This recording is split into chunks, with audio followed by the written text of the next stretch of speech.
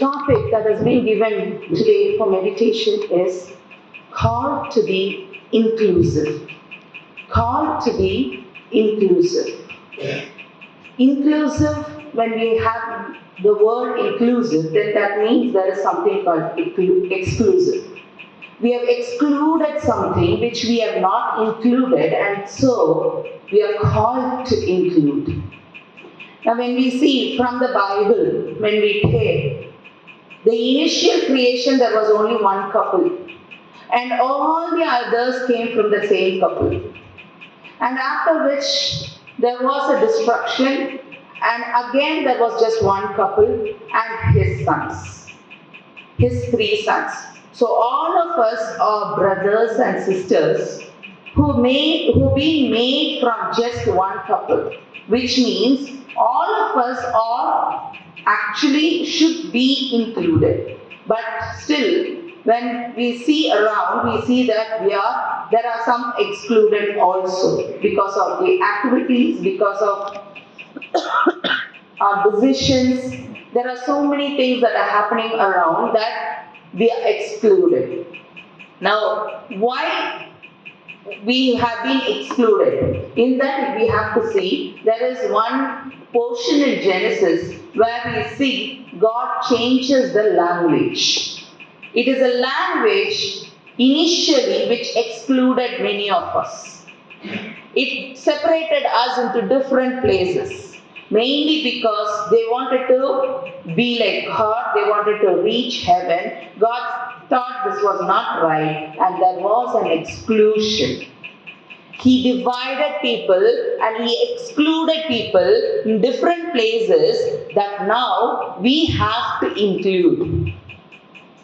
But whatever it is, whoever believes in God is always included. And we need to include everyone. We can't see anything anywhere, in any form.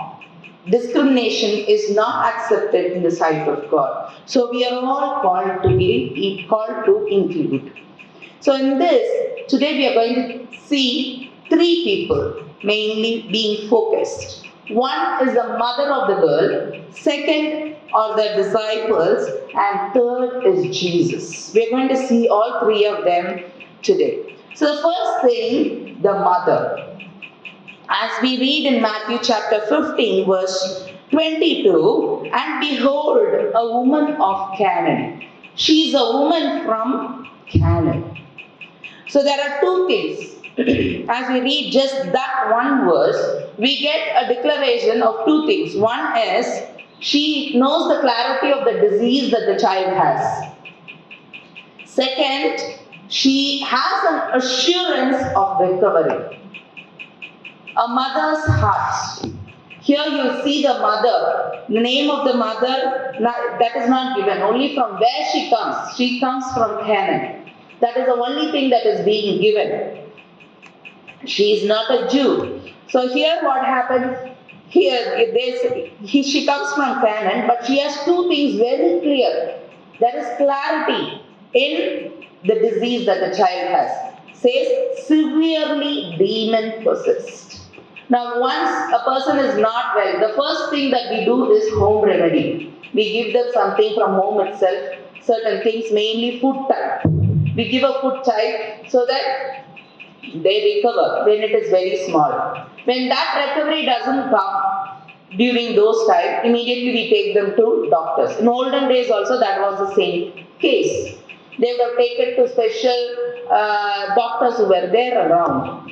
When those 2 are not, doctors will try all the medicines, all the different types. Everything they will try. And once that is not possible, then they give up. Hereafter you have to see. That is when the physical comes in. Till these 2, home remedies as well as the doctor, it is totally physical. But once this physical is eliminated, the spiritual comes in. That is when we focus on God.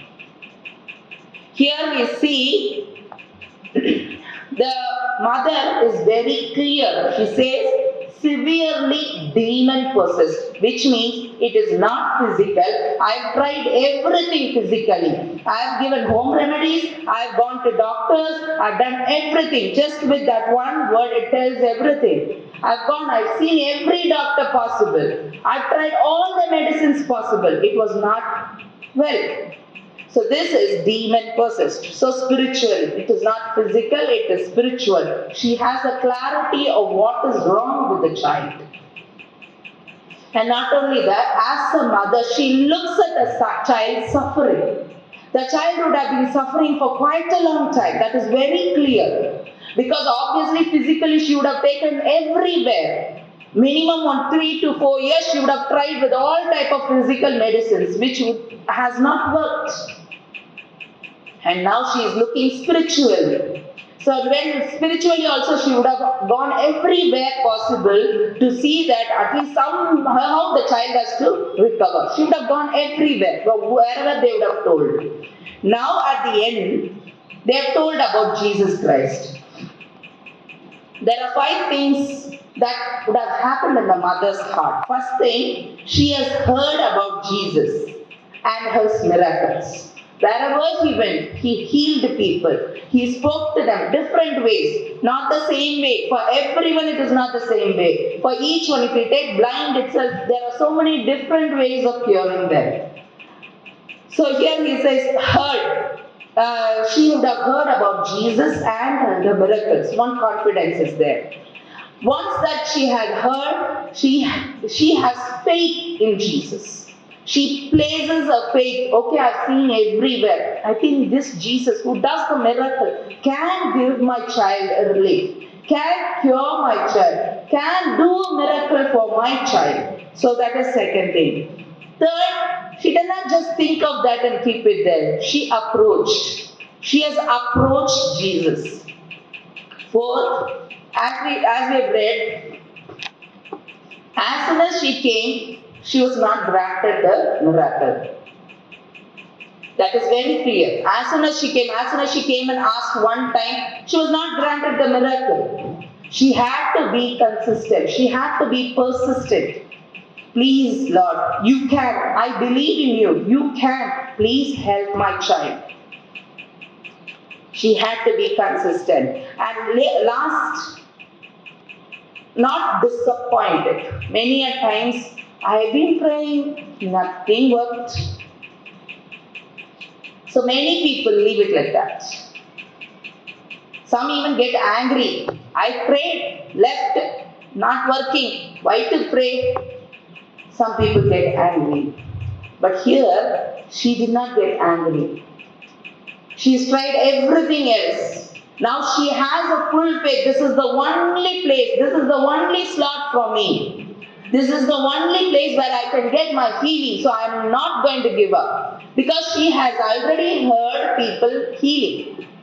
We have already heard people healing. We have already heard people where we hear people, God talking to us, everything we have heard through the Bible. Still sometimes we have a feeling whether my prayer is heard or whether is God answering our prayers. At times we get disappointed. I've been praying, nothing has worked.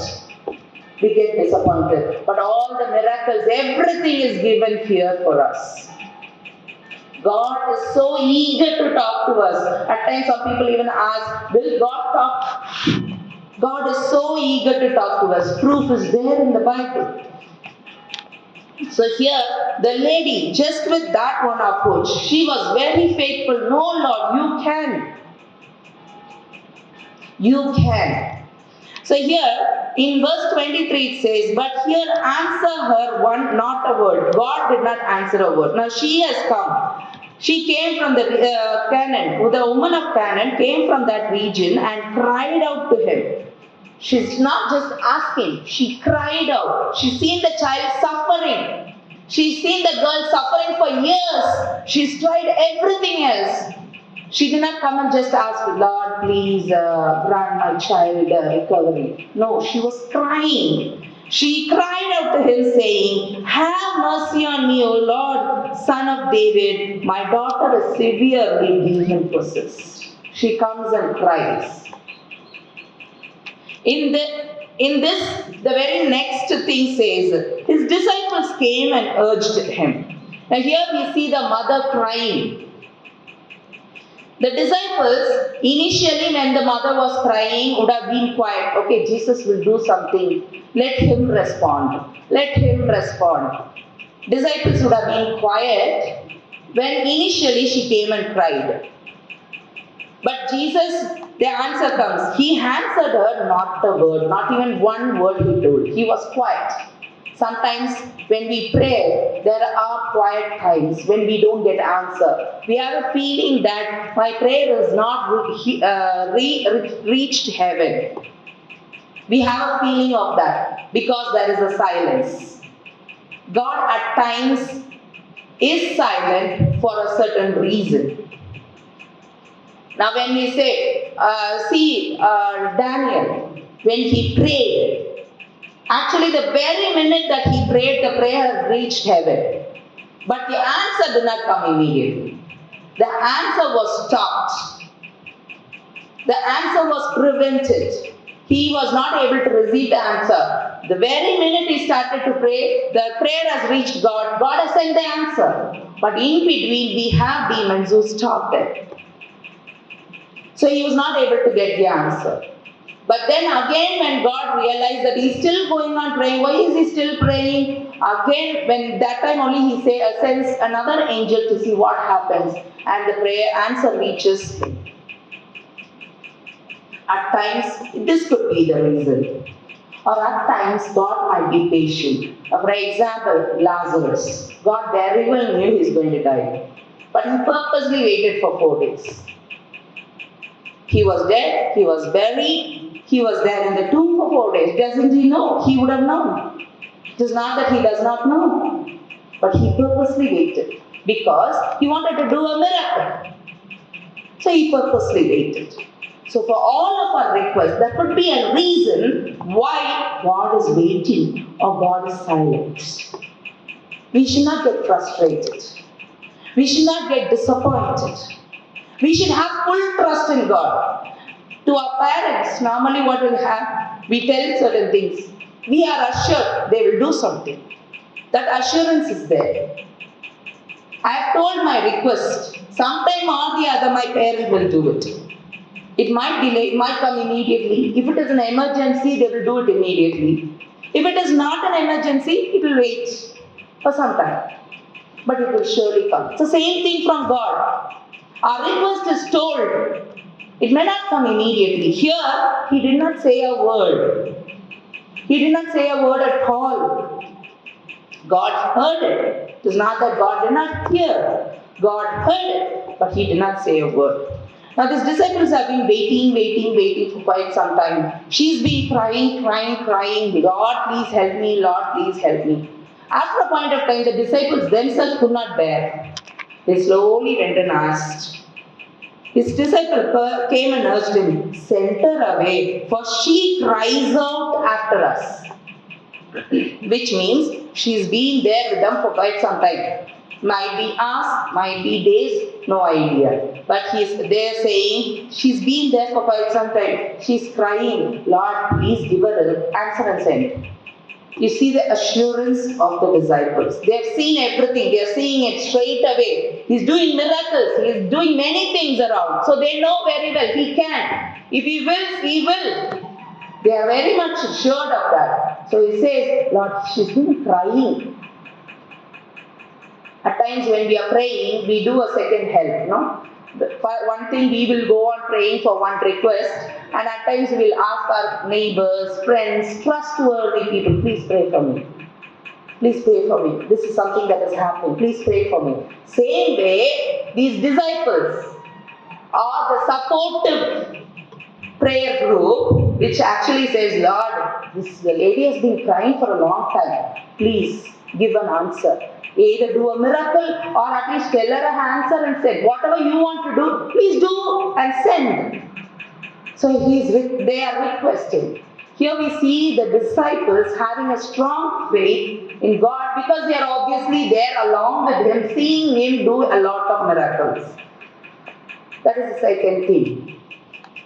Third, when we look at Jesus, as I've already told, there are times when he is silent, there are times when he is immediately active.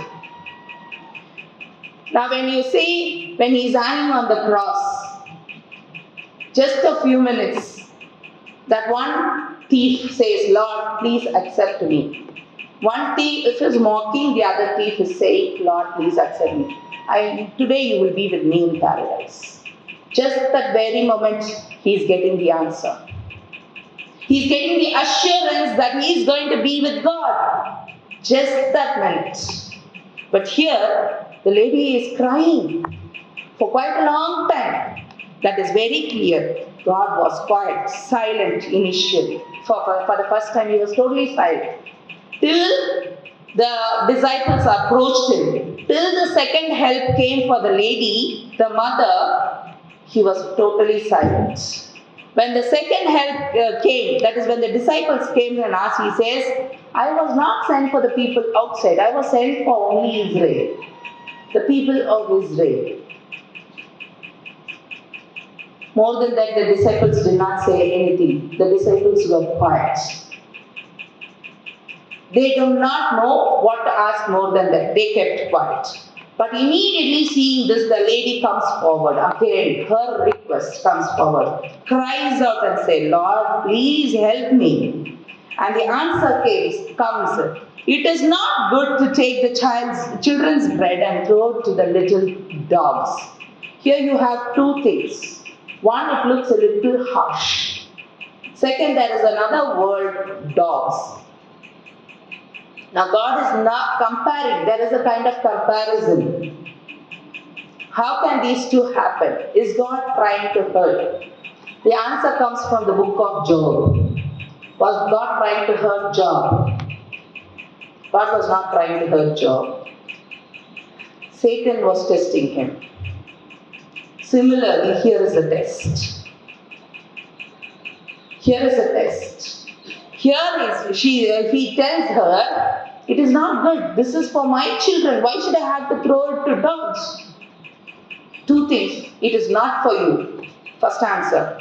Second, you're not like my children. Two things he said. It is harsh. But see the reply of the mother. The mother says, yes, Lord, that is true. I am not from your Israel. But yet, even the little dogs eat the crumbs which fall from the master's table. Here, she totally humbles herself. She did not get angry. Why you told like this? She did not get angry.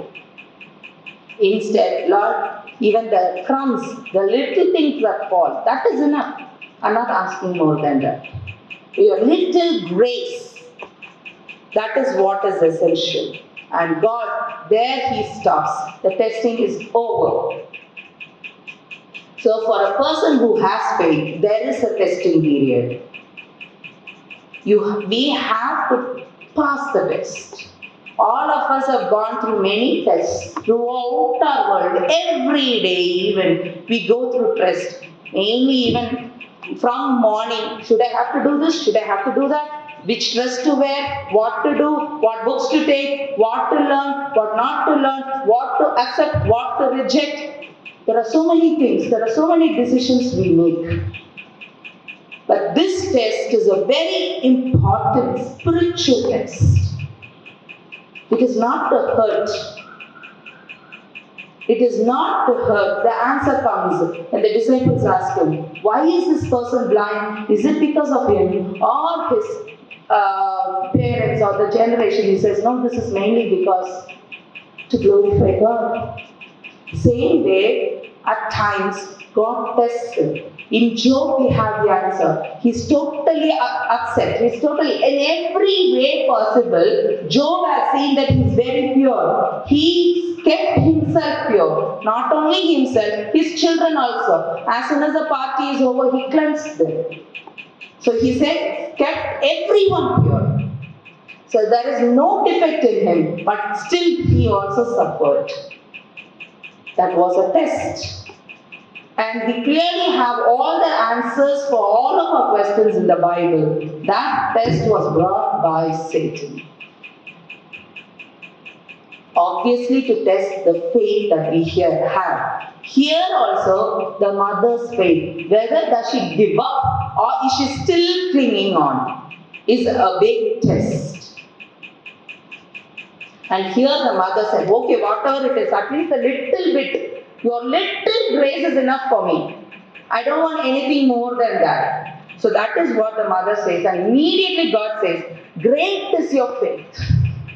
Your faith is so great. Please have what you desire. The miracle happens immediately. But there was a time of waiting. There was a time of silence. The miracle did come. But after silence, after waiting, after a test, three things happened in between. From the time the lady, the mother, had faith, from the time she would have heard about the miracles that Jesus had did, there were three things. She's been going on crying. She's been, Lord, I've tried everywhere. I did not get a solution. I did not get a remedy. So please help me. She's been crying for a long time. Even before she came to Jesus, she would have cried at home. Seeing the girl suffer, she would have cried every time when the girl was suffering. So her heart was so worried. And here there are three things that are coming forward. Silence, waiting, and the test. But the point is, she passed everything. She waited patiently. She went on asking, praying, went on praying. For a silence, she did not say, oh, I did not get anything, and she did not stop. She went on praying. For the waiting, she waited patiently. And for the test, she said, no, I am not leaving you. I am grabbing you. I am grabbing you strong because I know you have done miracles for others and you can do miracles for me. Bible fully has a lot of things in our life also. There might be times when there are silent replies. Silent replies means nothing, just silence. There are times when we need to wait, but we need to be persistent in asking. But in that also, God shows us how to ask. I would like to finish with this. God shows us how to ask. When we asked, Lord, take this cup away from me, the cup of crucifixion. He came into the world for crucifixion. Because that crucifixion only redeems people. He came into the world for that. But then, as person who has understood the pain of the world, the pain that he has to endure, he again requests God, can you take this cup away from me? But still, not by my will, but thine by thine. His will be done. So whenever we ask, His will has to be done. So it is not wrong in asking whatever we feel, but if it is His will, surely it will happen. So we can ask and say, that is the only reason why God has shown at that place. Otherwise, He is God. He says, if I ask my Father to send angels, He will send. He says He says that to the disciples after when they come to arrest Him. Obviously, yes, He says, angels come down, angels will come down. But He did not give for that. He had to wait for 33 and a half years. He was here as a man for 33 and a half years just to be crucified. That was His main mission. And then He asked, can you take this cup away from me? But still, not my will, but thine be done. So, three things that I told about the lady, where she had a reply which was silence. She had a reply which was waiting. Third was a test. These three things happen in our life as well. So along with this, one thing is more important. Let thy will be done. We can ask, we can be persistent. Let thy will be done. According to your will, please do it, not my will. That alone we need to add, because at times there is also a portion where it says she's going on asking, give it. Sometimes when we don't let God's will be done, what we ask will be given, but it may not be a blessing. So it is better to tell us, Lord, your will be done. Let everything that comes from you or whatever I receive should be a blessing, not something else. Because when it is not a blessing, it becomes a curse. So I don't want the curse, but it should be your will. Only your will be done. Very essential. And here you see the mother's patience. And Jesus also patiently waits. Because Jesus also would have had, will this lady be persistent on me or will she leave? God is always looking at us. How we respond, how we do. Because in the Bible it says, at the end, I look at the world to see who's faithful, but I don't see anyone much. So it is very essential that we pray and leave it in God's hands. Let His will be done.